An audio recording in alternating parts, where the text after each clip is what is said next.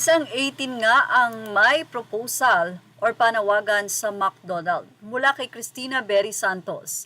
Ninang McDonald's, we propose a collab with SB19 for an exclusive Happy Meal figure series. With SB19's global influence at ang lakas ng 18 fanbase, siguradong magiging blockbuster hit ito. I'm sure this partnership will bring saya to fans and big success to McDonald's. Agree ba kayo 18? At ang kanya pong pakiusap ay wag itong i-re-upload, kundi i-share, mag-like at mag-comment dahil baka daw sakaling mapakinggan ni Ninang McDonald. Well, yun nga raw may nunal na figure ni Pablo ay nasa comment section kaya yan ibinahagi po natin. At syempre, narito nga po ang figure ni Stel. Hindi niya na inelaborate kung paano to ginawa or mukhang ito ay nasa McDonald at doon niya kinuhanan at makikita nyo na ang galing talaga namang Stel na Stel ang looks ng figure na ito. Sumunod naman ay bahagi natin ang figure ni SB19 Ken. So ito po yung sinasuggest niya na hindi lang photo card kundi figure talaga ang gawin ng McDonald. At yan nga po ang kay Ken. Sumunod naman ay kay SB19 Pablo na ibinahagi nga natin yung may nunal. At yan nga po, di ba ang gwapong-gwapong leader ng SB19 na si Pinunong Pablo. Sumunod ay ang nasabi nga pong rapper ng SB19 na si Josh. Kuhang-kuha ang nasabi nga pong hair and looks ni Josh. Ang galing!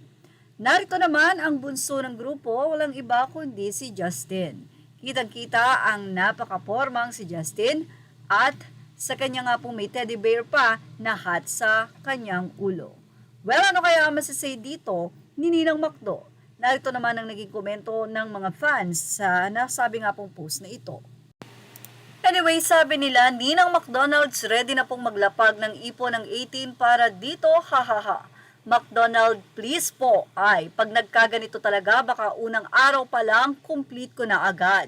Yes, Ninang McDonald's, please, pagbigyan nyo na kami, baka sa McDo ako tumira niyan, makumpleto lang sila. Doon na ako mag-breakfast, lunch, snacks, and dinner. Hehehe. Well, ang ilan ay sinabing hala, may proofing na ng McDo balls or McDonald's. Ang cute. Please, Ninang McDonald's. Ninang McDonald's, baka naman, handa naman akong maglapag ng ipon. Naku, sure yan, pag may ganyan si Ninang ilang hours pa lang, siguradong sold out na, diba, Ninang McDonald's? Ninang McDonald's, hear us po. I want. Kala ko totoo na. Anyway, ito po ba ay, we don't know kung paano nga po ba to, kung ginawa talaga ito ng nasabi nga pong post.